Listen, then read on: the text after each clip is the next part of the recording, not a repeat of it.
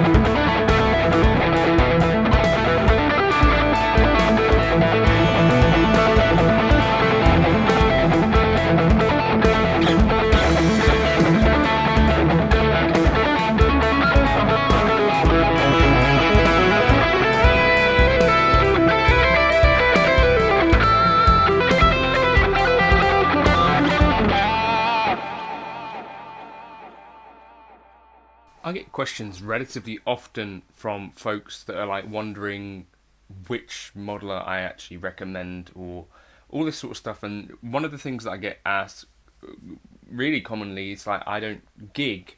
And so in which case, like, what modeler would you recommend? Like, I'm only playing at home, that sort of thing. And so for most cases, I feel like the HX Stomp is sort of one of the things that I'd say is an almost no-brainer for most guitarists, partly because I think for some folks the modelling thing is never going to catch on particularly anyway. You're probably going to find that there's a bunch of people that just the attrition rate is that, you know, it just doesn't really do the thing for them. I don't necessarily think it's a great idea to pump sort of £1,500 into your first modeler.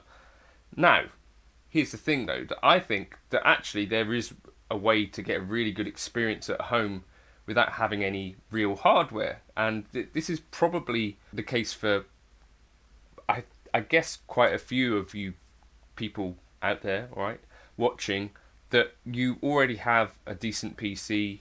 You probably even already tried some of this. You probably maybe even already have an audio interface. I think this is fairly common for people to have their own sort of like home studio sort of setup. And in which case, I think there's probably no better experience than a guitar plugin. And I think guitar plugins are really, really, really amazing for home use. I'm relatively newish to them, so it took me until I got this computer, which is way more powerful than the one that I was doing stuff on before, in maybe 2021, before I'd started to seriously, you know, appreciate what plugins are about. The reasons that I think that plugins are possibly a better way for a lot of guitarists than an actual piece of modelling hardware, there are a few reasons. So first of all is the learning curve. Generally with each plugin, and this is kind of a thing that Neural have sort of helped to solidify in terms of what this package tends to look like, you might have 2, 3 amplifiers, you might have a few drives, you might have a reverb and a delay.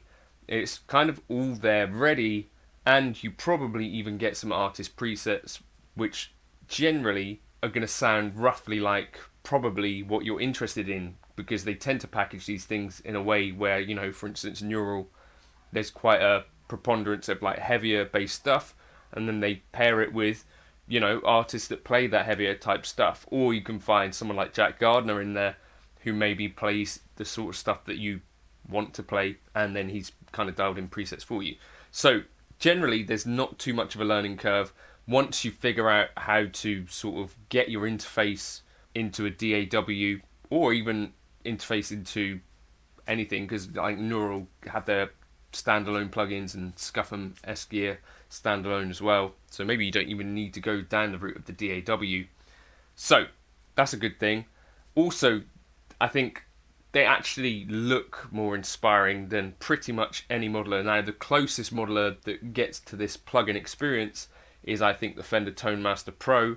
For me personally, I didn't think it necessarily got as good results. However, as something like the Neural DSP plugins or something like that, that's kind of beside the point. But in terms of an interface that looks reminiscent of, you know, the real world counterparts and that sort of thing, you get that pretty much with most of the plugins that are out there, right? You know, Line 6 Helix is the one kind of exception to that, but they've got the Metallurgy plugins that look like real amps. Scuffum S-Gear, you know, looks like a rack with amps and stuff like that in it.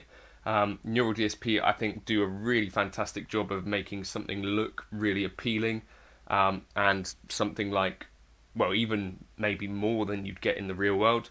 Mixwave as well have done a really clean, tidy job of some of this stuff. Let folks know your favourite plugins below in the comments if you've got them, or things that you want me to try.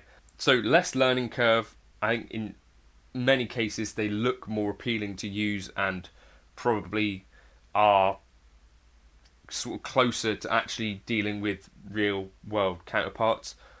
And then thirdly, when you're actually using them in a project, they save loads of time, because essentially my experience with recording in the real world is that as you're recording, you also record a DI signal, just the clean guitar, to reamp at a later date, and then people might put that back through real amplifiers in a different studio, a different space, or they might use plugins and stuff like that. When you're using plugins as part of your workflow, I generally think it's way easier, because you don't even have to worry about sort of printing the sound, right? You play with a tone that you are comfortable with, and then you sort of hand it over to the engineer, or to yourself even, as you become, like, then you start mixing. This isn't not necessarily a thing that everyone is going to be doing, but those people that are producers or making tracks and stuff at home, to be able to go back in and, you know, pull down the delay sounds that you're quite addicted to, pull out the reverb, and, you know, experiment with, oh, what happens if I put a flanger on this or a chorus on this.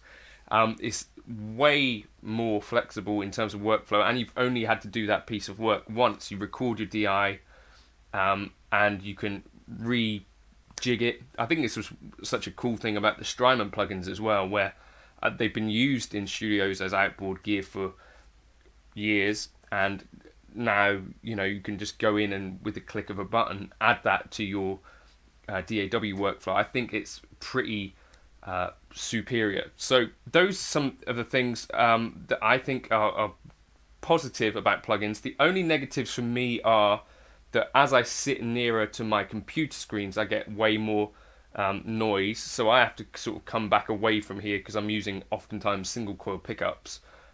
So that for me is an area that you have to be a bit careful with, because recording close to a computer screen can introduce loads of kind of hum and noise through your pickups. That's one thing. The other is that potentially you're going to have to start to get used to tweaking on your interface. So generally, I guess what you want is to be giving it enough signal that it's not clipping, but close-ish, for each guitar that's going to be different. That's not something that we generally take into consideration too much with a modeler, because we just take it for granted that it's knowing roughly what the input of guitars are. But I think it is something that actually we probably should pay more attention to in some ways. The other sort of downside, and I do kind of, we are marketed the latest modelers, and some of them look really nice and have these kind of tactile things that we like about them. The other thing is that there is more second-hand value, I think, with a modeler or a piece of hardware. So there is that as well, and something like an amplifier or a real amp. But for me, if someone asks me, I'm not playing out, I'm not gigging with a band, what would you recommend for sort of home use? To me, I think plugins have actually been a really legitimate way to get really inspiring guitar tones for quite a long time now, and I'm glad that I get to check out some of them. In this introduction I was using Helix Native, and then I jumped into the Neural DSP Pliny X, and then for this outro I thought, well, what if I just reamped that, which is literally just a click of adding up a different VST. I changed it for Scuffum S-Gear, which I think is actually a really underrated thing, and people in my comments were saying about this one for ages. So I think it's a really, really, really top kind of workflow. Not only that, I could come back to this project in sort of 4 weeks or whenever the next Neural DSP launches and just pull in those new things. And I think also another really good thing with these plugins is you can trial these for free in a way that generally is not so possible in the real world. You get pretty much 14 days with most of the top plugins to dabble, see if they work for you. You could take a year and 14 days each. Probably you could not even have to buy any of the Neural DSP plugins and just sort of trial them and find which ones you end up missing, and maybe you buy one or two of them. There are lots of ways to do it, but I personally feel like plugins actually, for a big chunk of people, are probably a better home solution than modelers. You're still going to need kind of studio monitors, which most people, I think, with modelers are going to need that too, or an FR solution. I think studio monitors are superior for home anyway. I use JBL LSR 305s. My interface is a Steinberg UR RT4, but something like a Focusrite does a perfectly good job. All you really want or need is an audio interface with a high Z input. That's what you're looking for, basically, and most interfaces these days have that and can do the job. I've got a Behringer UMC that does a perfectly decent job of this sort of stuff as well. It doesn't need to be all high-end gear. I think the barrier to getting good tones out of plugins is pretty small, and you don't really even need to have a big outlay, especially with something like Neural Amp Modeler, where you can get some great tones out of that as well. I think that's still rolling on. Let me know your thoughts in the comments. Have you tried plugins? Have you been someone who's thought, right, I need the hardware, and then thought, actually, when I think about this, I'm always sat at my computer anyway? I'd love to know your thoughts. Cheers.